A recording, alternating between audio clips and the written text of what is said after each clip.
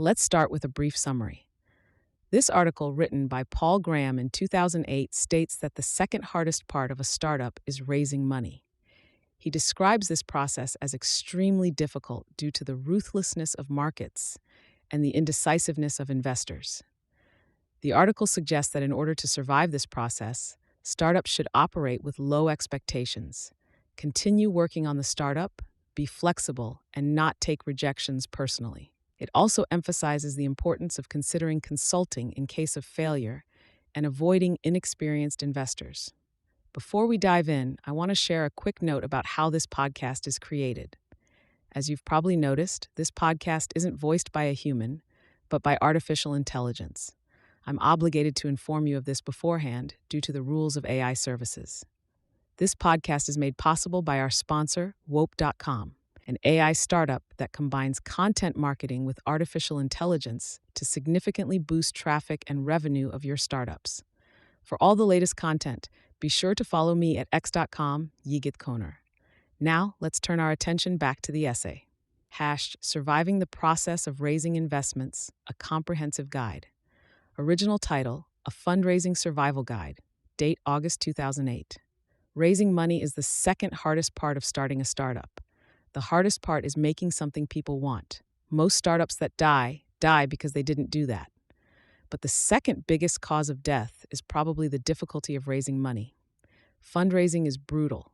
One reason it's so brutal is simply the brutality of markets.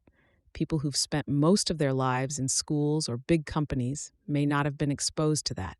Professors and bosses usually feel some sense of responsibility towards you.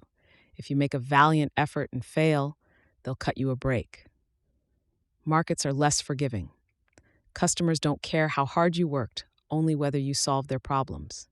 Investors evaluate startups the way customers evaluate products, not the way bosses evaluate employees. If you're making a valiant effort and failing, maybe they'll invest in your next startup, but not this one. But raising money from investors is harder than selling to customers because there are so few of them. There's nothing like an efficient market. You're unlikely to have more than 10 who are interested. It's difficult to talk to more. So the randomness of any one investor's behavior can really affect you. Problem number 3. Investors are very random. All investors, including us, are by ordinary standards incompetent. We constantly have to make decisions about things we don't understand, and more often than not, we're wrong. And yet a lot is at stake. The amounts invested by different types of investors vary from $5,000 to $50 million, but the amount usually seems large for whatever type of investor it is.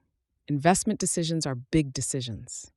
That combination, making big decisions about things they don't understand, tends to make investors very skittish. VCs are notorious for leading founders on.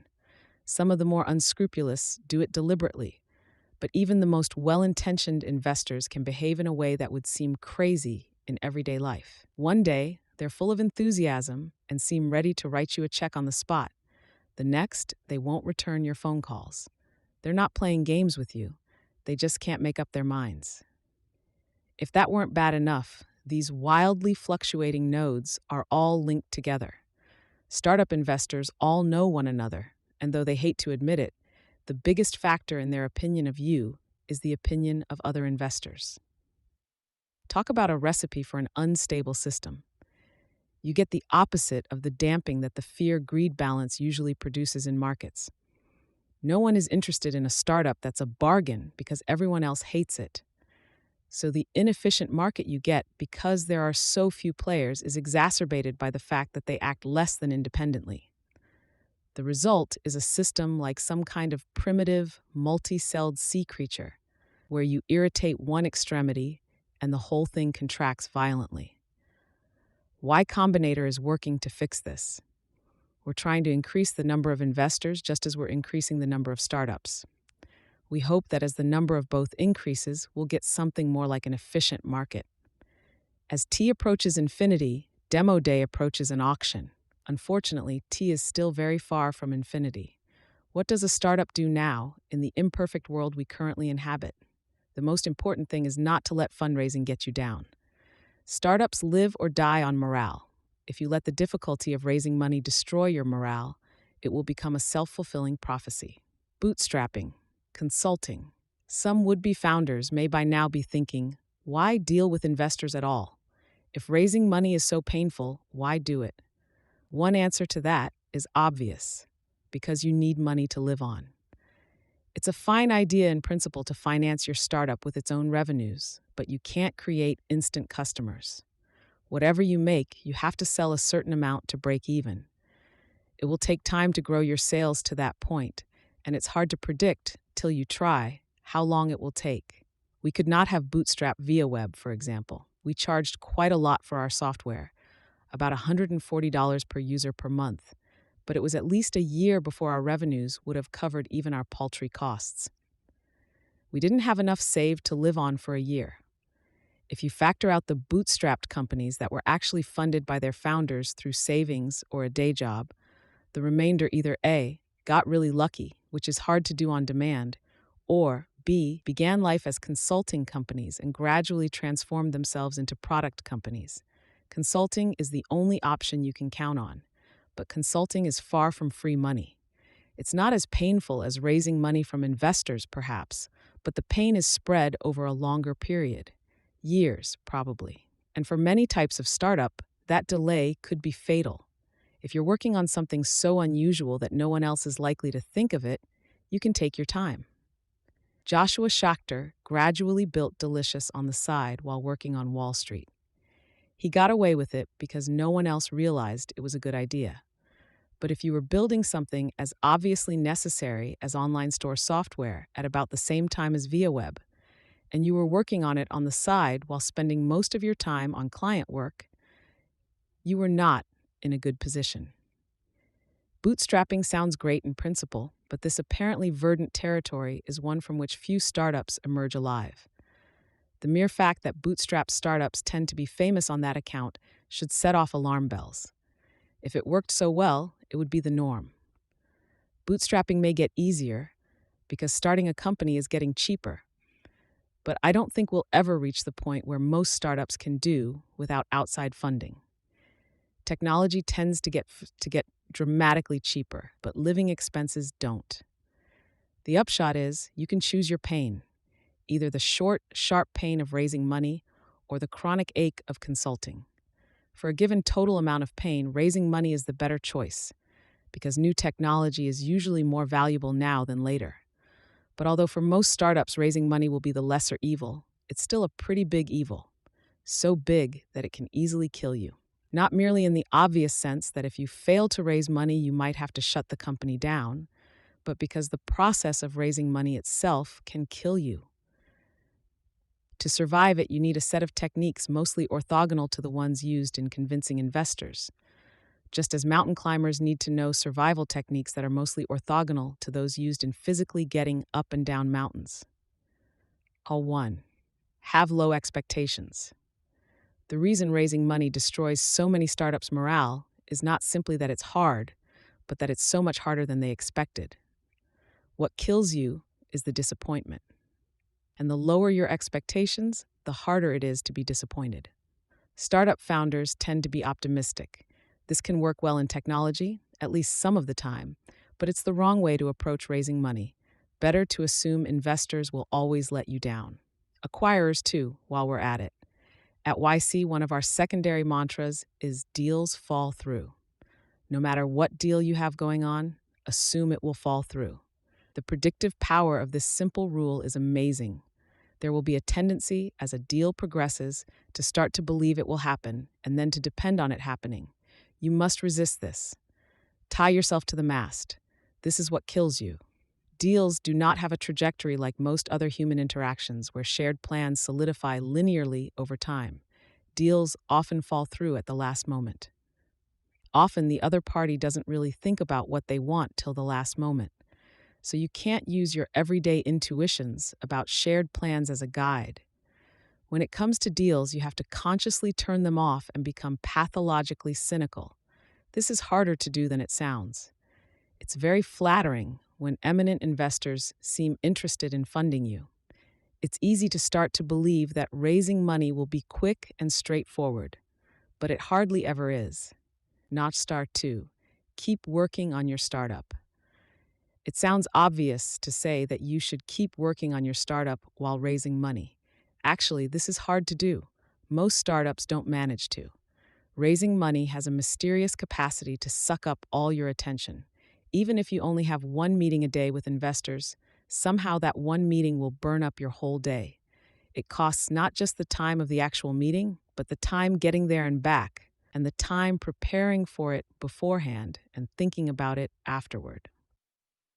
The best way to survive the distraction of meeting with investors is probably to partition the company, to pick one founder to deal with investors while the others keep the company going. This works better when a startup has 3 founders than 2, and better when the leader of the company is not also the lead developer. In the best case, the company keeps moving forward at about half speed. That's the best case, though. More often than not, the company comes to a standstill while raising money, and that is dangerous for so many reasons. Raising money always takes longer than you expect. What seems like it's going to be a 2-week interruption turns into a 4-month interruption. That can be very demoralizing. And worse still, it can make you less attractive to investors. They want to invest in companies that are dynamic. A company that hasn't done anything new in 4 months doesn't seem dynamic, so they start to lose interest. Investors rarely grasp this, but much of what they're responding to when they lose interest in a startup is the damage done by their own indecision. The solution: put the startup first. Fit meetings with investors into the spare moments in your development schedule, rather than doing development in the spare moments between meetings with investors. If you keep the company moving forward, releasing new features, increasing traffic, doing deals, getting written about, those investor meetings are more likely to be productive. Not just because your startup will seem more alive, train staff, but also because it will be better for your own morale, which is one of the main ways investors judge you. 3. Be conservative. As conditions get worse, the optimal strategy becomes more conservative. When things go well, you can take risks. When things are bad, you want to play it safe. I advise approaching fundraising as if it were always going badly. The reason is that between your ability to delude yourself and the wildly unstable nature of the system you're dealing with, things probably either already are or could easily become much worse than they seem. What I tell most startups we fund is that if someone reputable offers you funding on reasonable terms, take it. There have been startups that ignored this advice and got away with it. Startups that ignored a good offer in the hope of getting a better one, and actually did. But in the same position, I'd give the same advice again. Who knows how many bullets were in the gun they were playing Russian roulette with? Corollary: if an investor seems interested, don't just let them sit. You can't assume someone interested in investing will stay interested. In fact, you can't even tell, they can't even tell, if they're really interested till you try to convert that interest into money. So if you have hot prospect, either close them now or write them off. And unless you already have enough funding, that reduces to close them now. Startups don't win by getting great funding rounds, but by making great products. So finish raising money and get back to work. There are 2 questions VCs ask that you shouldn't answer. Who else are you talking to? And how much are you trying to raise? VCs don't expect you to answer the first question. They ask it just in case. They do seem to expect an answer to the second. But I don't think you should just tell them a number, not as a way to play games with them, but because you shouldn't have a fixed amount you need to raise. The custom of a startup needing a fixed amount of funding is an obsolete one left over from the days when startups were more expensive. A company that needed to build a factory or hire 50 people obviously needed to raise a certain minimum amount. But few technology startups are in that position today. We advise startups to tell investors there are several different routes they could take depending on how much they raised. As little as $50 could pay for food and rent for the founders for a year. A couple $100,000 would let them get office space and hire some smart people they know from school. A couple million would let them really blow this thing out. The message, and not just the message, but the fact should be, we're going to succeed no matter what. Raising more money just lets us do it faster.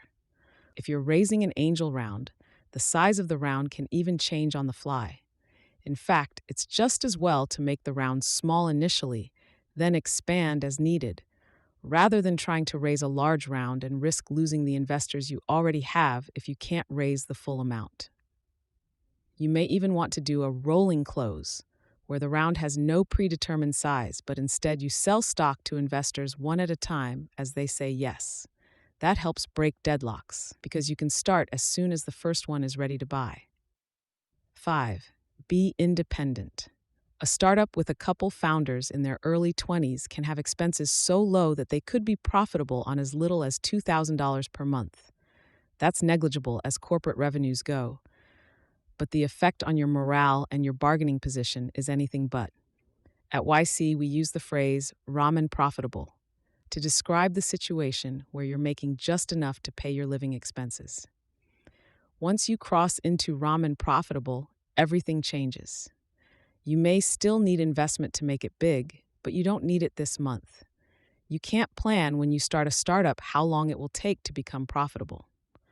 But if you find yourself in a position where a little more effort expended on sales would carry you over the threshold of ramen profitable, do it. Investors like it when you're ramen profitable. It shows you've thought about making money instead of just working on amusing technical problems. It shows you have the discipline to keep your expenses low, but above all, it means you don't need them. There is nothing investors like more than a startup that seems like it's going to succeed even without them. Investors like it when they can help a startup, but they don't like startups that would die without that help. At YC, we spend a lot of time trying to predict how the startups we've funded will do, because we're trying to learn how to pick winners. We've now watched the trajectories of so many startups that we're getting better at predicting them. And when we're talking about startups we think are likely to succeed, what we find ourselves saying is things like, oh, those guys can take care of themselves. They'll be fine. Not, those guys are really smart, or those guys are working on a great idea. When we predict good outcomes for startups, the qualities that come up in the supporting arguments are toughness, adaptability, determination, which means to the extent we're correct, those are the qualities you need to win. Investors know this, at least unconsciously. The reason they like it when you don't need them is not simply that they like what they can't have, but because that quality is what makes founders succeed. Sam at dumbcon.youtube.com has it. You could parachute him into an island full of cannibals and come back in 5 years and he'd be the king. If you're Sam Altman, you don't have to be profitable to convey to investors that you'll succeed with or without them. He wasn't, and he did. Not everyone has Sam's deal-making ability. I myself don't, but if you don't, you can let the numbers speak for you. Sum 6. Don't take rejection personally. Getting rejected by investors can make you start to doubt yourself. After all, they're more experienced than you. If they think your startup is lame, aren't they probably right? Maybe, maybe not. The way to handle rejection is with precision. You shouldn't simply ignore rejection. It might mean something, but you shouldn't automatically get demoralized either. To understand what rejection means, you have to understand, first of all, how common it is. Statistically, the average VC is a rejection machine. David Hornick, a partner at August, told me, the numbers for me ended up being something like 500 to 800 plans received and read, somewhere between 50 and 100 initial one-hour meetings held, about 20 companies that I got interested in, about 5 that I got serious about, and did a bunch of work, 1 to 2 deals done in a year. So the odds are against you. You may be a great entrepreneur, working on interesting stuff, etc., but it is still incredibly unlikely that you get funded. This is less true with angels, but VCs reject practically everyone. The structure of their business means a partner does at most 2 new investments a year, no matter how many good startups approach him. In addition to the odds being terrible, the average investor is, as I mentioned, a pretty bad judge of startups. It's harder to judge startups than most other things because great startup ideas tend to seem wrong. A good startup idea has to be not just good, but novel. And to be both good and novel, An idea probably has to seem bad to most people, or someone would already be doing it and it wouldn't be novel. That makes judging startups harder than most other things one judges. You have to be an intellectual contrarian to be a good startup investor. That's a problem for VCs, most of whom are not particularly imaginative. VCs are mostly money guys, not people who make things. Angels are better at appreciating novel ideas because most were founders themselves. So when you get a rejection, use the data that's in it and not what's not. If an investor gives you specific reasons for not investing, look at your startup and ask if they're right. If they're real problems, fix them. But don't just take their word for it. You're supposed to be the domain expert. You have to decide. Though a rejection doesn't necessarily tell you anything about your startup, it does suggest your pitch could be improved. Figure out what's not working and change it. Don't just think, investors are stupid. Often they are, but figure out precisely where you lose them. Don't let rejections pile up as a depressing, undifferentiated heap. Sort them and analyze them, and then instead of thinking, no one likes us, you'll know precisely how big a problem you have and what to do about it. Be able to downshift into consulting if appropriate. Consulting, as I mentioned, is a dangerous way to finance a startup, but it's better than dying. It's a bit like anaerobic respiration, not the optimum solution for the long term, but it can save you from an immediate threat. If you're having trouble raising money from investors at all, it could save you to be able to shift toward consulting. This works better for some startups than others. It wouldn't have been a natural fit for, say, Google. But if your company was making software for building websites, you could degrade fairly gracefully into consulting by building sites for clients with it. So long as you were careful not to get sucked permanently into consulting, this could even have advantages. You'd understand your users well if you were using the software for them. Plus, as a consulting company, you might be able to get big-name users using your software that you wouldn't have gotten as a product company. At ViaWeb, we were forced to operate like a consulting company initially because we were so desperate for users that we'd offer to build merchants that important the web sites for them if they'd sign up.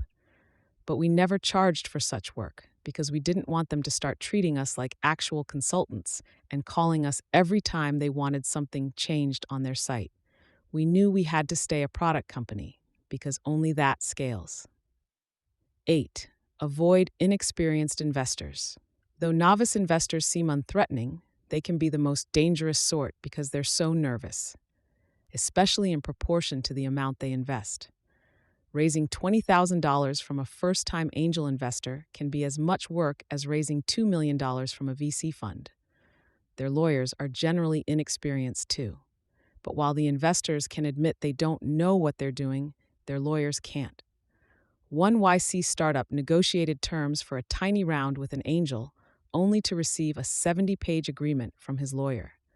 And since the lawyer could never admit in front of his client that he'd screwed up, he instead had to insist on retaining all the draconian terms in it, so the deal fell through. Of course, someone has to take money from novice investors, or there would never be any experienced ones.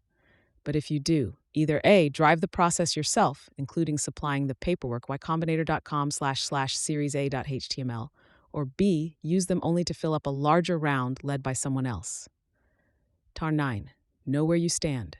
The most dangerous thing about investors is their indecisiveness. The worst-case scenario is the long no, the no that comes after months of meetings. Rejections from investors are like design flaws, inevitable, but much less costly if you discover them early. So while you're talking to investors, constantly look for signs of where you stand. How likely are they to offer you a term sheet? What do they have to be convinced of first? You shouldn't necessarily always be asking these questions outright. That could get annoying, but you should always be collecting data about them. Investors tend to resist committing, except to the extent you push them to. It's in their interest to collect the maximum amount of information while making the minimum number of decisions. The best way to force them to act is, of course, competing investors. But you can also apply some force by focusing the discussion, by asking what specific questions they need answered to make up their minds, and then answering them. If you get through several obstacles and they keep raising new ones, assume that ultimately they're going to flake. You have to be disciplined when collecting data about investors' intentions. Otherwise, their desire to lead you on will combine with your own desire to be led on to produce completely inaccurate impressions. Use the data to weight your strategy. You'll probably be talking to several investors. Focus on the ones that are most likely to say yes. The value of a potential investor is a combination of how good it would be if they said yes and how likely they are to say it. Put the most weight on the second factor, partly because the most important quality in an investor is simply investing, but also because, as I mentioned, the biggest factor in investors' opinion of you is other investors' opinion of you. If you're talking to several investors and you manage to get one over the threshold of saying yes, it will make the others much more interested. So you're not sacrificing the lukewarm investors if you focus on the hot ones. Convincing the hot investors is the best way to convince the lukewarm ones. Future. I'm hopeful things won't always be so awkward. I hope that as startups get cheaper and the number of investors increases, raising money will become, if not easy, at least straightforward. In the meantime, the brokenness of the funding process offers a big opportunity. Most investors have no idea how dangerous they are. They'd be surprised to hear that raising money from them is something that has to be treated as a threat to a company's survival. They just think they need a little more information to make up their minds. They don't get that there are 10 other investors who also want a little more information, and that the process of talking to them all can bring a startup to a standstill for months. Because investors don't understand the cost of dealing with them, they don't realize how much room there is for a potential competitor to undercut them. I know from my own experience how much faster investors could decide, because we've brought our own time down to 20 minutes. 5 minutes of reading an application, plus a 10-minute interview, plus 5 minutes of discussion. If you were investing more money, you'd want to take longer, of course. But if we can decide in 20 minutes, should it take anyone longer than a couple days? Opportunities like this don't sit unexploited forever. Even in an industry as conservative as venture capital. So either existing investors will start to make up their minds faster, or new investors will emerge who do. In the meantime, founders have to treat raising money as a dangerous process. Fortunately, I can fix the biggest danger right here. The biggest danger is surprise. It's that startups will underestimate the difficulty of raising money, that they'll cruise through all the initial steps, but when they turn to raising money, they'll find it surprisingly hard, get demoralized, and give up. So I'm telling you in advance, raising money is hard. Notes: when investors can't make up their minds, they sometimes describe it as if it were a property of the startup. You're too early for us, they sometimes say. But which of them, if they were taken back in a time machine to the hour Google was founded, wouldn't offer to invest at any valuation the founders chose? An hour old is not too early if it's the right startup. What you're too early really means is we can't figure out yet whether you'll succeed. 2. Investors influence one another both directly and indirectly. They influence one another directly through the buzz that surrounds a hot startup, but they also influence one another indirectly through the founders. When a lot of investors are interested in you, it increases your confidence in a way that makes you much more attractive to investors. No VC will admit they're influenced by buzz. Some genuinely aren't. But there are few who can say they're not influenced by confidence. One VC who read this essay wrote, "We try to avoid companies that got bootstrapped with consulting. It creates very bad behaviors, instincts that are hard to erase from a company's culture." The optimal way to answer the first question is to say that it would be improper to name names, while simultaneously implying that you're talking to a bunch of other VCs who are all about to give you term sheets. If you're the sort of person who understands how to do that, go ahead. If not, don't even try. Nothing annoys VCs more than clumsy efforts to manipulate them. The disadvantage of expanding around on the fly is that the valuation is fixed at the start. So if you get a sudden rush of interest, You may have to decide between turning some investors away and selling more of the company than you meant to. That's a good problem to have, however. I wouldn't say that intelligence doesn't matter in startups. We're only comparing YC startups who've already made it over a certain threshold. But not all are. Though most VCs are suits at heart, the most successful ones tend not to be. Oddly enough, the best VCs tend to be the least VC-like. Thanks to Trevor Blackwell, David Hornick, Jessica Livingston, Robert Morris, and Fred Wilson for reading drafts of this.